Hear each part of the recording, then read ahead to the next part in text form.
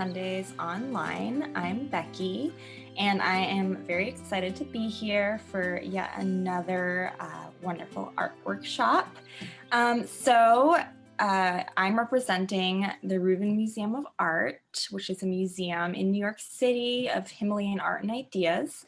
And this fall, as you probably know, we are going live online and also on YouTube with lots of art making workshops.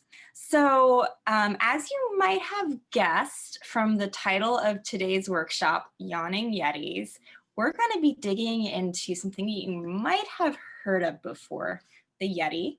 So let's just go ahead and dive right into taking a look at a work of art. And this is actually what I would say is my favorite piece of art in the Rubin Museum's collection. This is the Pilgrimage to Wu Tai Shan.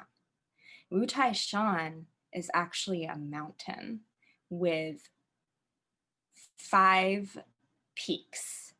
So if you take a look, we can actually count them together. If you start on the left side, you can see it's 1, 2, 3, 4, 5 peaks. It looks almost like 5 separate mountains, but it's actually one big mountain in China.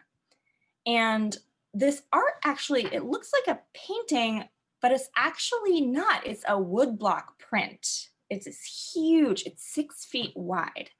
And it was carved first out of one big piece of wood and then printed onto a piece of fabric. And then paint was added on afterwards for all the little details.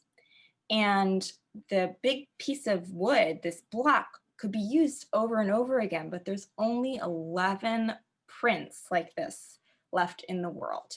And the Rubin has one of them in their collection. And Wu Tai Shan is actually a really important mountain for Buddhists. And there's so many things to see on this mountain.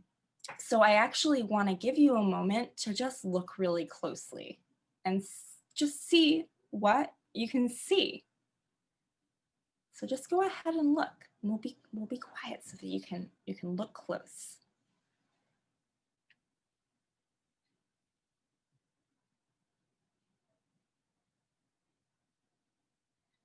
So maybe you're noticing all the people going up the center. And these are people who are visiting Wu Tai Shan from far away.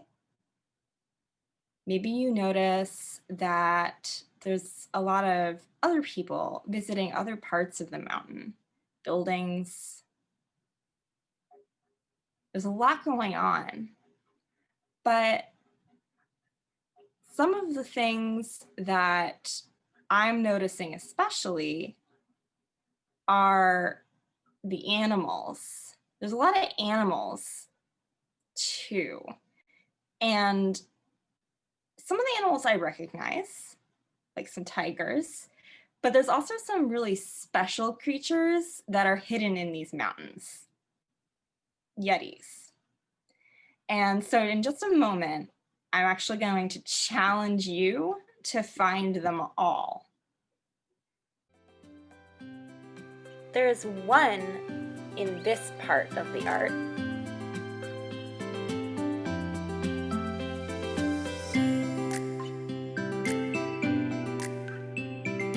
There are 2 in this section.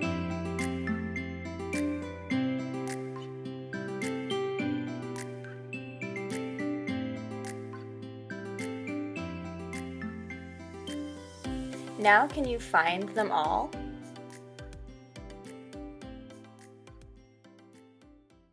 So I'm going to hand it over to the amazing Carrie. She is our teaching artist for the day, and she's going to walk you through art making. Thanks, Becky. It's good to be back with the Rubin community today for this Family Sunday, and I'm really excited to do this project with y'all virtually.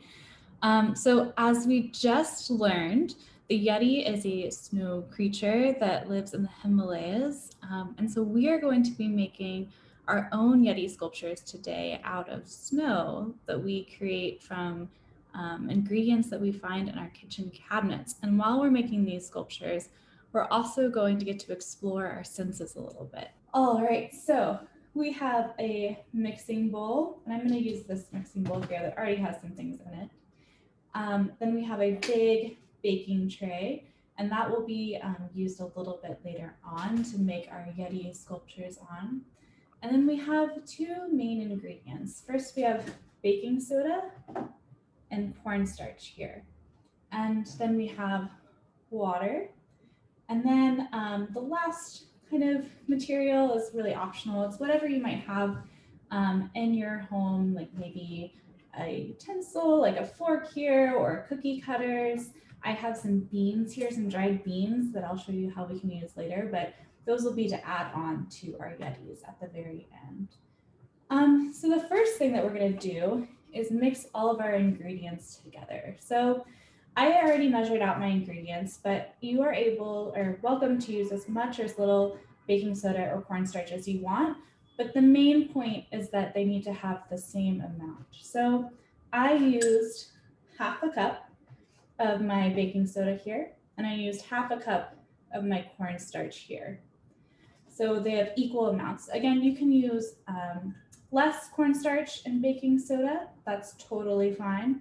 You can use more, it'll just make more snow. So that's the first step, is to measure out equal parts. So again, this was half a cup and half a cup. And we're gonna put it into one big bowl. So I'm gonna put these into one big bowl. Let's see, it doesn't wanna come out. Making sure that we have equal amounts. I'm going to use my hands because this might get a little messy. And that's okay.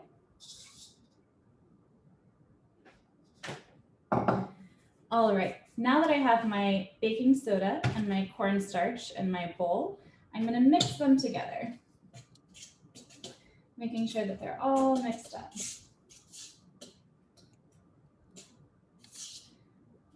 All right. So we have our baking soda and our cornstarch in our mixing bowl. And then this is the fun part that might get a little bit messy. We are going to slowly add some water. And the amount of water that you're going to add is really going to depend on how much baking soda and cornstarch that you used. So if you only started with a really small amount, you're only going to need a little bit of water. So I'm going to start using a tablespoon. And I'm just going to measure out a little bit. I'll probably need some more later, but it's better to start slow. So I put in, I'm actually going to do, 2 tablespoons of water. And I'm going to use my fork and just kind of start to mix it up. And I'm noticing that was not enough water, so I need some more. And we're going to do a lot of trial and error here. It's okay if you add a little too much water, you'll just add some more baking soda and cornstarch. It's all about exploring these materials, right? Okay, so we're gonna try to add some more water, mix this up. At this point, I'm gonna just use my hands because I think that'll mix it a little bit better. So we're gonna mix this together. And I'm gonna bring this kind of close so you can see it. It kind of makes these clumps. That's what we're going for here, but we want this whole thing to be clumps. Let's see. Definitely need some more water here. We get to use our hands, get to feel this material. Let's see. Okay, let's see. I'm gonna try 3 tablespoons this time. Let's see if that worked. I'm gonna mix it all together. I think that might have done the trick. Let's see.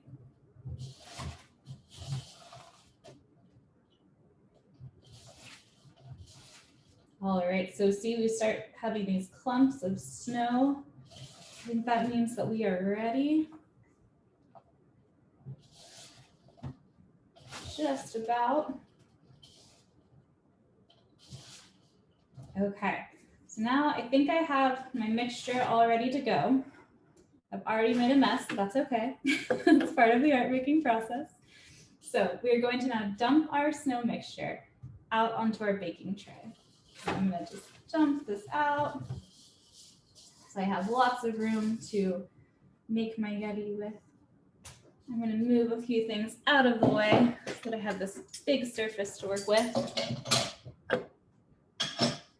All right, so now we're gonna get to know our snow mixture a little bit by using our senses. And let's think about our senses really quick and try naming them. So we have 5 senses. We have sight, sound, smell, taste, and touch. So we aren't going to be tasting our snow today, but we can try using some of our other senses. So namely touch. So we're gonna try feeling our snow here. And I want you to think about this while you're making your snow and playing around with it. How does it feel? Is it hot? Is it cold? Is it soft? Or is it hard? So these are some of the things that I want you to think about as you're playing around with your snow.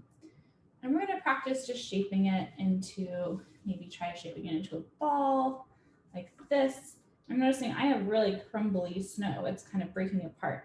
So maybe I will take a little bit of water that I have over here on the side, mix it in. Again, we're just exploring these materials. So I'm making a ball with my snow. I could maybe try making a shape actually on my baking sheet here. We're gonna just explore the snow a little bit. And then when you think that you're ready, we're gonna try to make our Yetis. So this is really where we get to use our imagination. We can use our snow and kind of mold it together to make our Yetis. So I'm gonna start with my Yeti's head up here. I'm gonna give him a nice big head. And then I'm gonna start adding the body on, maybe some arms. And this is where too, if you have these other materials. So right now I've got some arms and a head going. I'll work on him a little bit later, but I wanna show you, I have some popcorn kernel seeds here. So I'm gonna maybe use these as eyes. Whoop, that eye fell. But we can kind of get creative here and use what you have around your house. And I also want you to think about the painting that we looked at, or the block print that we looked at earlier. And it was really hard to find some of these Yetis, right? They were really camouflaged. And when something is camouflaged, that means that it's hidden or disguised. So we're gonna try to hide or camouflage our Yetis too in the snow, make them a little bit hard to find. So at this point, we've mixed all of our ingredients.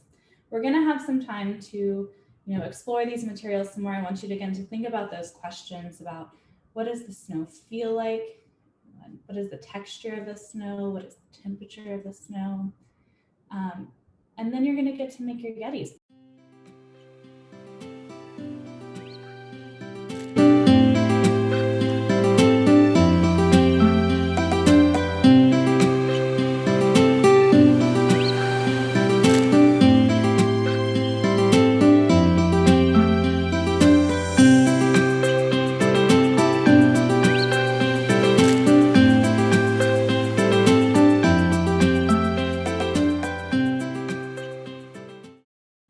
So I have this photo here of my Yeti, and then I have some markers available. And I can draw over this picture and use my imagination and add some more details. So maybe I'll draw the outline of my Yeti here. I'm gonna give him some horns, maybe a nice smile. So he's gonna be a friendly Yeti.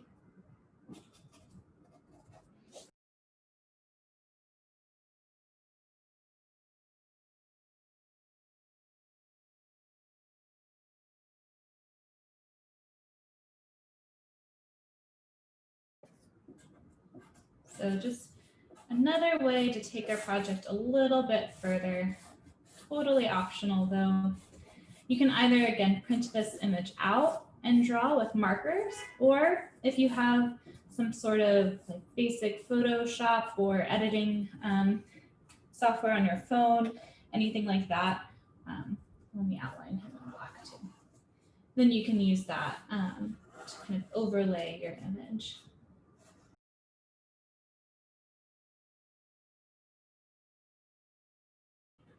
Okay, so that is all the time that we have today. But I do hope that you can join us next month on the first Sunday of the month, which will be January 2nd. So it's also the first Sunday of 2021. And we're going to be hosting an art workshop called Measure Me, which we're all so excited about because it will be exploring everything that makes us us. And that will be at 1 p.m. Eastern time. In the meantime, we're inviting everyone to join our newsletter at rubinmuseum.org/enews. And that will be easy to find online. And we also invite you to share pictures of your creations if you'd like on Instagram. If you have Instagram, you can use the hashtag Rubin Families, and we'll be able to find your amazing pictures on there. And we just want to thank you for joining us today on this beautiful Sunday, and we hope to see you again. Thank you all.